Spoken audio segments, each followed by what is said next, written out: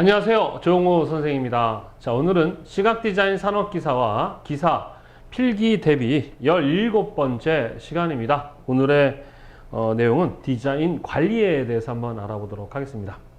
자, 우리 세 번째 과목이죠. 시각디자인론에 대해서 배우고 있는데 이 파트는 시각디자인에 대한 개념, 시각디자인이 무엇인가, 디자인이 무엇인가, 뭐 이런 것들에 대한 지식을 배우는 그런 과정입니다.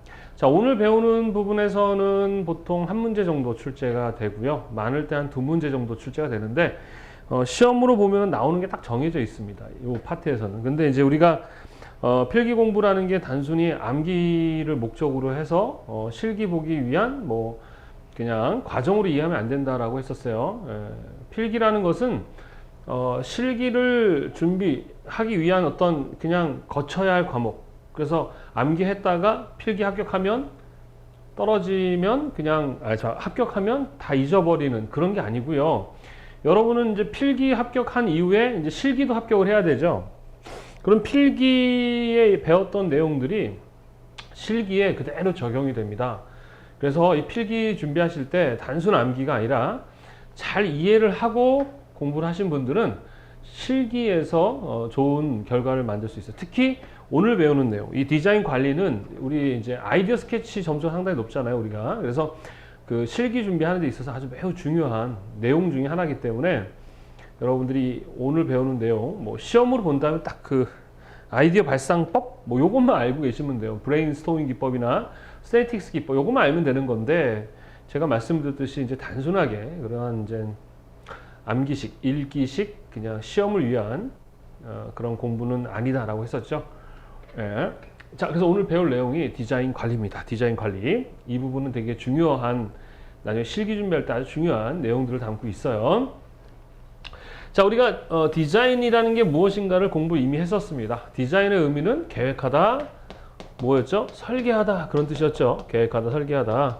자, 계획하고 설계하는 것을 디자인이라고 하는데 무엇을 계획하고 설계하느냐? 자, 인간의 어떠한 미래의 목표죠. 목표를 설계하는 것이죠. 인간들이 어떤 미래의 어떤 목표를 설계하고 계획하는데 왜 목표를 계획하고 설계한다? 인간들은 이걸 통해 뭐 하려고? 행복하려고. 또는 이걸 우리는 진리탐구라는 말을 쓰기도 해요. 자, 진리라는 말이 뭐예요? 시간이 지나도 과거, 현재, 미래여도 언제나 항상 참인 거예요. 0.0001%에도 거짓이 있어서는 안 되는 불변의 법칙, 그게 바로 진리입니다. 우리 인간들이 살아가는 데 있어서의 진리가 무엇인가요? 진리가 많은가요? 적은가요? 별로 없어요. 진리는 그냥 인간은 죽는다. 요게 진리예요. 그러니까 왜? 과거, 현재, 미래 인간은 다 죽었고 죽을 것이고 죽어왔잖아요. 그죠? 그래서 그건 진리예요. 변함없는 진리입니다. 우리 인간 죽어요. 자, 그래서 살아있는 동안 어떻게 하면 행복해질까? 그리고 이 진리, 참이라는 것이 곧 행복과 연결되기 때문에 변함없이 행복하잖아요.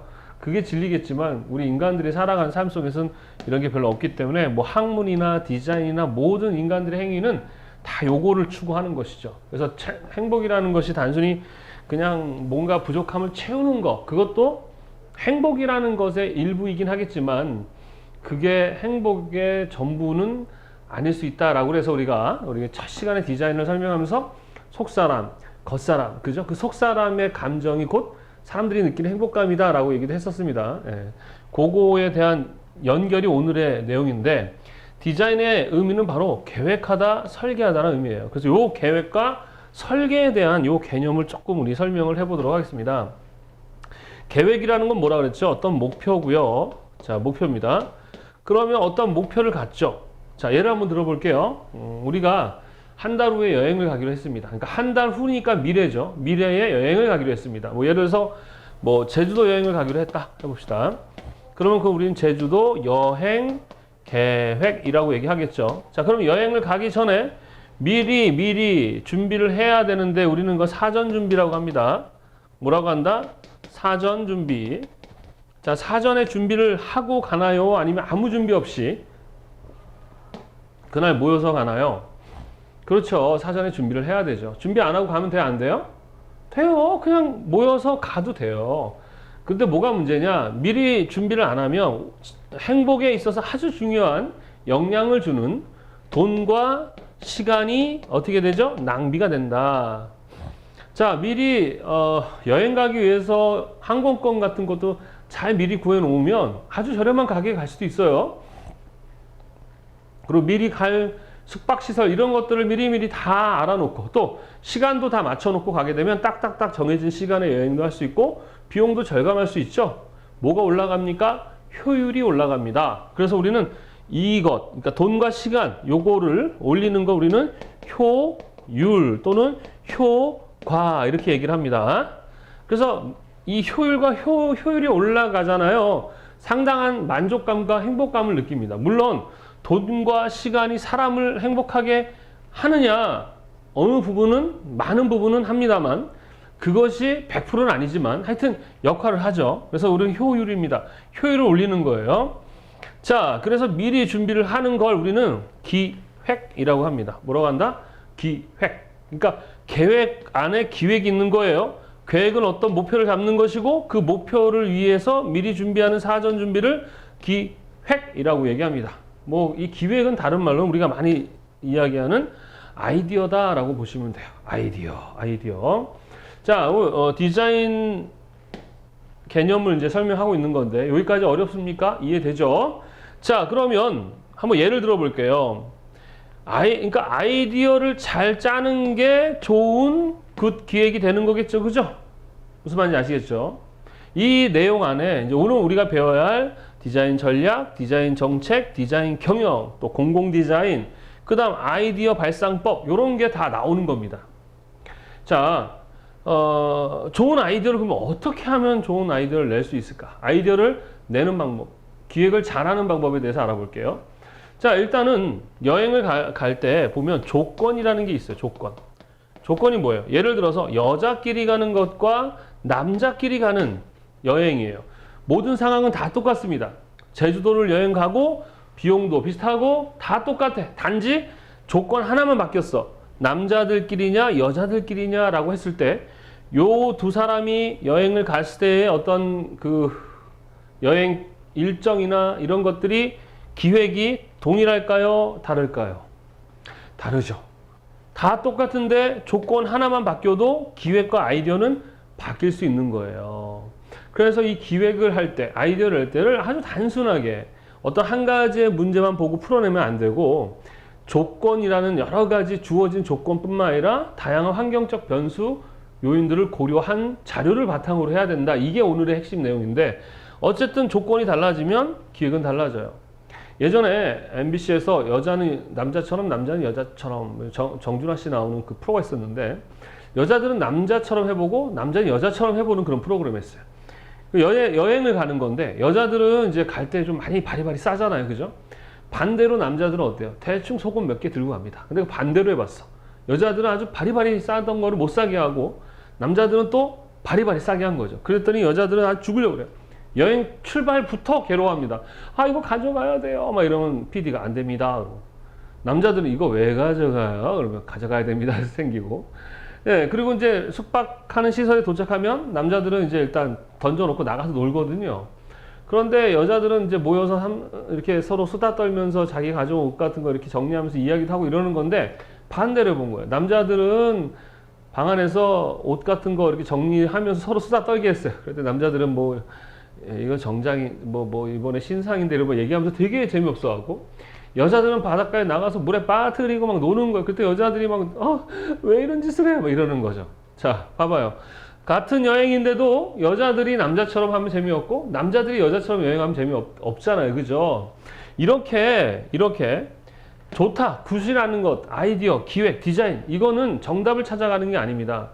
선생님 뭐가 정답이에요? 정답 없어요. 그냥 그때 달라요. 그때 달라요. 디자인은 정답을 찾는 게 아닙니다. 진리를 찾아가는 게 아니에요. 디자인은 균형과 밸런스와 하모니, 조화 요 두 가지입니다. 정답이 있는 게 아닙니다. 세상에 정답이 어디 있어요? 뭐가 정답입니까? 뭐 거짓말이 나쁘다? 거짓말이 나빠요? 상황에 따라서는 좋을 수 있어요. 여자친구가 너무 진짜 객관적으로 못생겼어요. 또 남자친구가 객관적으로 정말 야수예요. 근데 그 친구가 와서 나 이뻐 그랬을 때 난 거짓말을 못해. 넌 정말 쓰레기야. 이럴 수는 없잖아요. 그 상황에서는 거기에 맞는 또 거짓말을 해서 상대방을 기분 좋게 하듯이 좋은 선한 목적의 거짓말도 있을 수 있어요. 그죠? 그러니까 우리 인간들이 살아가는 삶에서는 어떠한 것이 명확하게 흑과 백으로 결정짓기 어려운 것들이 되게 많습니다. 예. 그걸 해결해낼 수 있는 게 좋은 디자이너죠.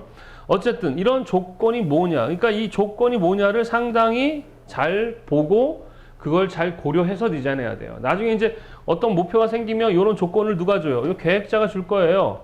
계획자가 목표를 줄 것입니다. 그죠? 목표를 주면 그 목표 안에 이제 우리가 이런 상황일 거야 라는 조건을 줄 거거든요. 그러면은 그 조건을 고려해서 뭘 해야 되는 거야? 아이디어를 짜야 한다는 거. 무슨 말인지 이해되십니까? 자, 첫 번째 조건. 자, 그 다음 두 번째는 뭐냐 그러면 변수라는 것을 고려해야 된다. 뭐 한다? 변수. 다른 말로는 문제라 그래요. 뭐라고 합니까? 문제. 그러니까 주어진 조건을 바탕으로 아이디어를 내야 되겠지만 이 계획자도 모르고 나도 몰랐던 문제, 변수를 찾아내셔야 돼요. 자, 예를 들어 볼까요? 자, 준비를 완벽하게 했습니다. 제주도 여행 가기 위한 모든 준비가 다 끝났어. 근데 하나의 변수, 하나의 문제를 인식하지 못했어요. 뭐냐? 날씨. 다 준비했는데 그때 날씨에 태풍이 오네? 그러면 다 준비한 게 엉망이 되잖아요. 그죠? 그때 누군가가 하나가 야, 날씨도 한번 고려해 봐야 되지 않니? 라고 했으면 그때 날씨를 고려해서 여행을 갈 수 있었을 거 아니에요. 그죠? 이렇듯 하나의 숨겨진 변수, 나도 미처 생각했지 못했던 변수들이 항상 숨어 있어요. 또는 지금처럼 이런 코로나 같은 뭐예요? 전염병이 그때 또 돌 수도 있잖아요. 그 예측할 수 없는, 내가 미처 생각할 수 없는 변수. 그러니까 그때 코로나 같은 바이러스가 퍼질 때 어떻게 알아요? 그러니까 그거조차까지, 그런 문제까지도 준비해내는 사람이 좋은 기획자이고 좋은 아이디어를 내는 사람인 거죠. 그런 사람은 그래 많지는 않습니다. 우리가 경험하지 않은 것들에 대한 아이디어를 하기는 너무 어렵죠. 자, 그러면 봐봐. 제주도 여행을 가기 위한 계획, 즉 목표를 위한 사전 준비를 기획이라고 하고 그 기획에 다른 말로 아이디어라고 하는데 아이디어를 짜기 위해선 주어진 조건과 숨겨진 변수를 뭘 할 수 있는, 관찰할 수 있는 능력을 갖춰야 된다. 뭐 할 수 있는 능력? 관찰할 수 있는 능력을 갖고 있어야 된다. 그래서 좋은 디자이너는 어떤 디자이너냐? 그러면 관찰 능력이 탁월해야 된다라는 것이에요. 그러니까 어떠한 문제를 보고 그 문제가 문제인지를 볼 수 있는 사람. 사실 사람이라는 존재는 문제가 많아요, 적어요? 엄청 많죠. 저도 엄청 많아요. 사람은 유한한 존재입니다. 그러니까 엄청 무슨 대단한 존재들이 아니에요. 아주 보이지 않는 어느 바이러스에 의해서도 팍팍팍 막 죽어나가고요. 전 세계가 막 정지되는 그런 상황까지, 팬데믹이라 그러죠. 그런 상황까지 되는 아주 유한한 존재들입니다. 그러니까 항상 문제가 많을 수밖에 없어요. 그럼 그게 문제가 많아서 문제가 아니라 정말 문제는 문제가 문제인지를 모르는 게 문제인 거예요. 많은 사람들이 정말 그 문제가 문제인지를 모르는 경우가 되게 많습니다. 그래서 관찰, 즉 문제가 문제인지를 아는 거, 문제인식. 이거 어디서 많이 들어봤는데 우리 기획의 프로세스 공부했었죠?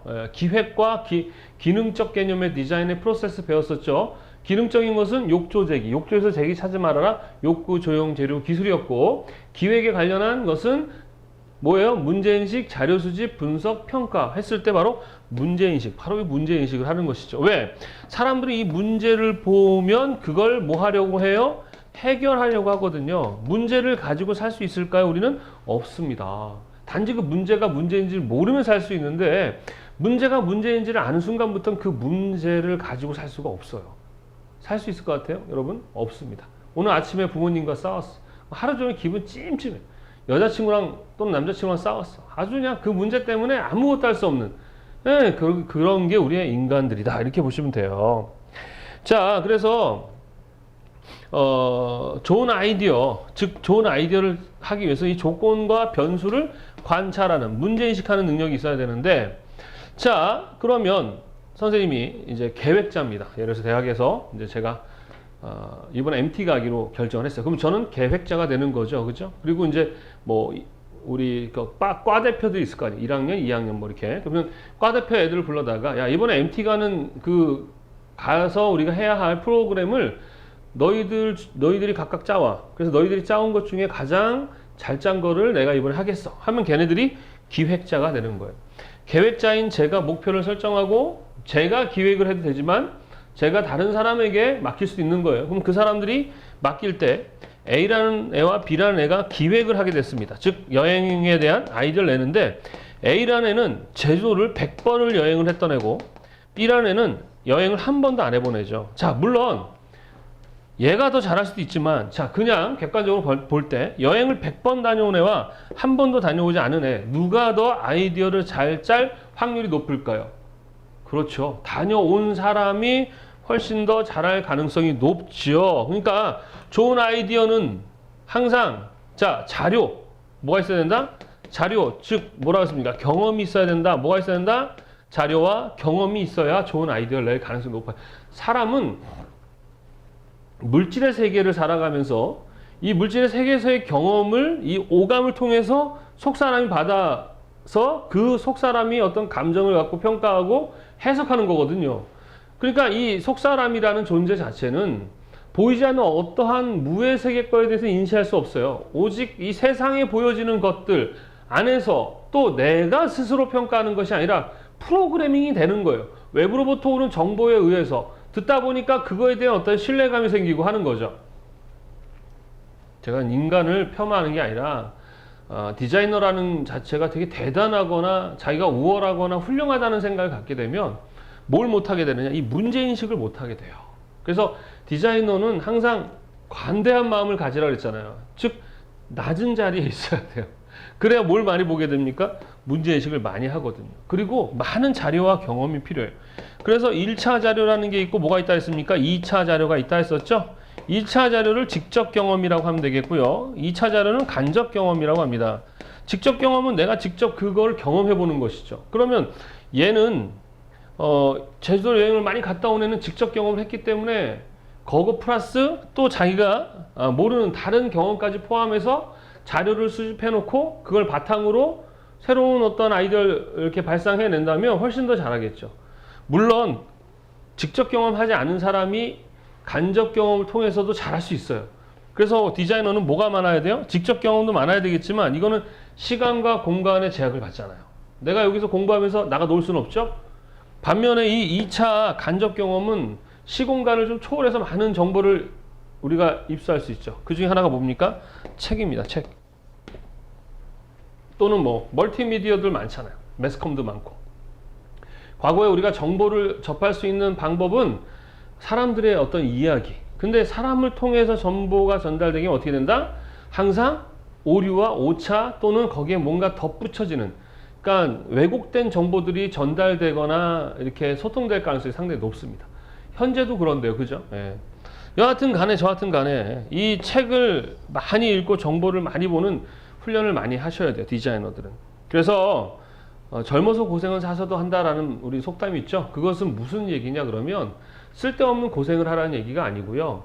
경험을 많이 하라는 얘기예요. 경험을 하게 되면 귀찮죠. 여러분들 사실 다 귀찮잖아요. 하는 거 뭐든. 근데 귀찮은데도 한다는 게 뭐예요? 고통이거든요. 힘든 일이거든요. 그래서 젊었을 때, 특히 지금 20대 이럴 때는 정말 많은 경험들을 해보는 것이 되게 중요합니다. 무슨 말인지 이해되시죠? 그래서 좋은 아이디어를 내기 위해서는 어떻게? 조건과 변수, 그러니까 계획에 대한 조건과 변수에 대한 관찰과 뭐예요? 문제인식 능력과 함께 많은 경험과 자료를 갖고 있는 사람이 뭘 할 수 있다? 좋은 아이디어와 기획을 할 수 있다. 이렇게 보시면 되겠어요. 자, 그러면 이 아이디어는 어떤 아이디어가 되냐면 창의적인 아이디어가 돼야 돼요. 무슨 아이디어? 창의적인 아이디어. 자, 창의라는 말과 창조라는 말은 같은 개념이긴 하지만 창의와 창조는 조금 차이가 있어요. 창의는 유에서 유를 만드는 것이고요. 창조는 무에서 유를 만들어내는 개념이죠. 그래서 사람은 창조할 수 없습니다. 근데 창조 경제니 뭐 창조 이런 말을 쓰는 것은 창이라고 보시면 돼요. 그러니까 없는 것에서 새로 만드는 것은 누구만 할 수 있느냐? 신만 할 수 있는 것인. 우리 인간은 이 만들어진 것에서 유의 유를 하는 거지. 유유의 유유. 자, 그래서 창의를 발휘하는 세 가지가 있는데 먼저 발견. 뭐 하는 거예요? 발견. 그러니까 기존에 있던 어떤 많은 것들 중에 우리가 필요한 것들을 우리가 모르고 있다가 그걸 발견하면 그건 우리한테 새로운 거잖아요. 뭐 페니실린 같은 항생제도 만든 게 아니잖아요. 기존에 있었던 뭐요? 그러한 물질이었는데 발견한 거잖아요. 그죠? 발견도 쉬워요? 어려워요? 어렵습니다. 여러분들이 산속에서 산삼이 내 앞에 있어도 우리 그거 못 가져가요. 왜? 산삼에 대한 뭐가 없으면, 지식이 없으면. 그 푸른 곰팡이 안에서의 그 페니실린을 발견했다는 것은 그쪽 분야에 대한 지식과 경험이 있기 때문에 발견이 되는 거예요. 그래서 어떠한 걸 발견하는, 이 문제인식하는 게 쉽냐? 그렇지 않습니다. 예. 그래서 발견하는 거, 이게 첫 번째 창의의 모습입니다. 두 번째는 발전하는 거예요. 발전. 자, 항상 있잖아요. 발전하기 위해서는 뭐가 있어야 되느냐? 문제의식이 있어야 돼요. 문제라는 걸 갖고 우리는 어떻게 살 수 없어요. 그래서 어떻게 하려고 한다? 해결하려고 한다. 그 해결하려고 하는 게 바로 창의예요, 창의. 어떤 문제가 발생하면 그 문제를 해결하려고 하는 행위 자체가 창의라는 거죠. 그리고 창의는 뉴예요. 새로운 것. 그러니까 사람들이 없던 무언가를 경험하거나 없던 무언가를 만들거나 하는 것들. 뭐 쉽게 얘기하면 발명이라고 할 수도 있겠죠. 그죠? 예. 창의적인 아이디어. 자, 그래서 첫 번째는 발견이고 두 번째는 발전인데 이 발전도 그냥 되는 게 아닙니다. 예를 들어 볼까요? 자, 공중전화 요즘에 쓰는 분들은 없죠. 예, 대부분 개인 핸드폰을 사용하는데 과거에 선생님은 그 공중전화를 사용했었습니다. 자, 공중전화를 사용할 때는 그냥 일반인들은 그냥 어쩔 수 없이 써야 되는 건가 보다, 그냥 그런가 보다 하고 썼지만 개중의 디자이너들은 거기에서 다양한 문제를 발견합니다. 자, 공중전화를 사용하게 되면 어떤 문제들이 있을까요? 여러분은 잘 모르겠죠? 왜 모를까요?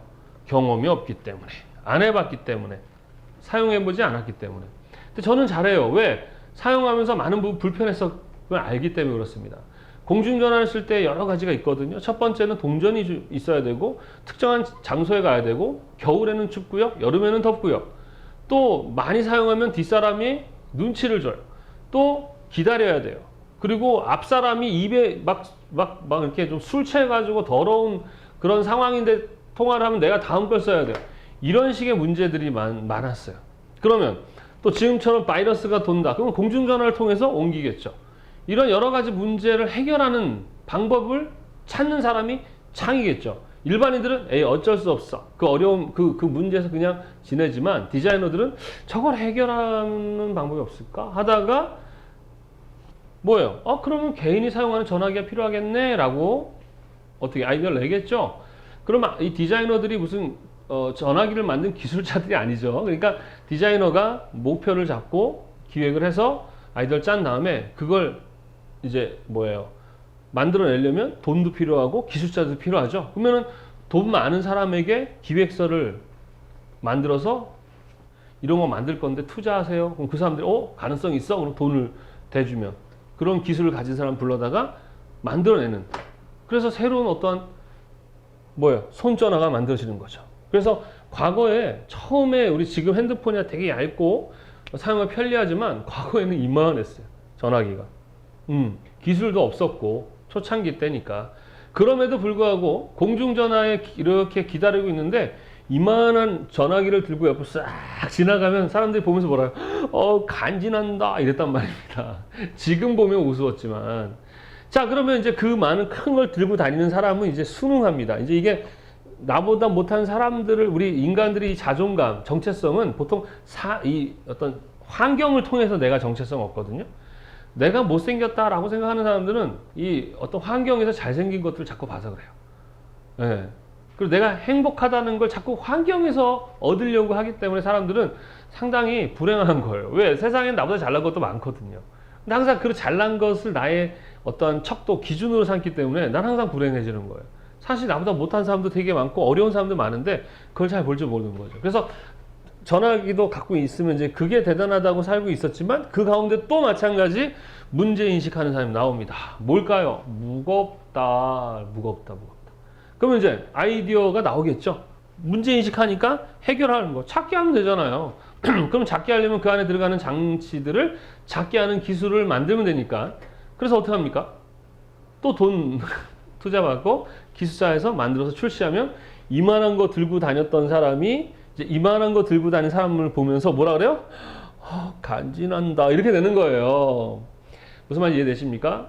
자, 그러면 이제 이만한 핸드폰이 만들어졌어요. 그러면 이게 또 끝입니까? 아니요. 그 사이에 또 디자이너들이 나옵니다. 아, 이쪽에 사진기 들고 다니고 이쪽에 핸드폰 들고 다니니까 너무 불편해. 이거를 자 해서 발전이 넘어가서 융합이 되는 거예요. 뭐가 된다고요? 융합이 되기 시작하는 거예요. 그래서 핸드폰으로 사진도 찍을 수 있고 뭐 할 수 있어요? 할 수 있는 기술이 나오고 그뿐입니까? MP3. 지금은 이제 MP3는 사람들 거의 없잖아요. 핸드폰으로 음악을 듣지만 과거에 MP3 한창 다 1인당 하나씩 다 갖고 있었죠. 근데 MP3 사라졌잖아요. 왜? 핸드폰이 먹어버렸죠. 뭐 한 거예요? 융합한 거죠. 자, 그래서 이제 더 이상 할 게 없나 보다 하고 있었는데 스티븐 잡스가 핸드폰으로 인터넷을 하는, 그러니까 원래는 컴퓨터가 인터넷을 할 수 있는 기기였는데, 디바이스였는데 핸드폰으로 인터넷을 할 수 있게 만들어버렸죠. 핸드폰이랑 컴퓨터가 융합이 돼버린 거예요. 그래서 우리 사회가 완전히 바뀌었죠. 우리 혁명, 혁신, 혁명 이렇게 얘기하는 거예요. 바로 융합입니다. 바로 이 창의의 세 가지는 뭐다? 발견하는 거예요. 사람들이 몰랐던 걸 새로 발견하는 거, 그것을 가지고 발전시키는 것, 그리고 융합하는 것. 이 세 가지 방법을 통해서 우리는 뭘 발휘할 수 있다?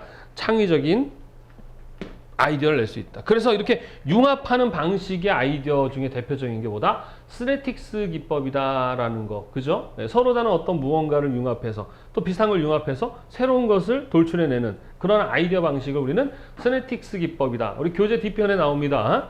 그리고 아이디어라는 것을 발상하는 방법 중에 많이 쓰는 게 뭐예요? 뭡니까?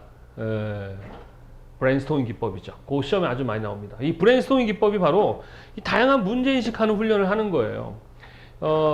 BBOD사라고 해서 광고회사에서 처음 시작됐거든요. 근데 광고회사는 주로 하는 업무는 모여서 뭐 하는 거예요? 서로 토론하고 토의하는 겁니다. 그래서 같이 아이디어를 내는 이런 회의를 많이 하는데 어떤 누군가가 이러면 어떨까요? 라고 하는 애들이 있어요. 반면에 자꾸 그거에 대해서 네거티브 하는 사람도 있습니다. 야, 그건 그렇지 않니? 저건 저렇지 않니? 라고 항상 좀 지가 아이디어를 내기보다는 남이 내는 아이디어에 대해서 지가 못하니까 거기에 이제 뭔가 이렇게 네거티브 하는 사람들이 나옵니다. 그러면 아이디어를 낸 사람이 은근 빈정상해 안 상해? 상하죠. 그러니까 아이디어를 내려고 해요. 안 내려고 하죠.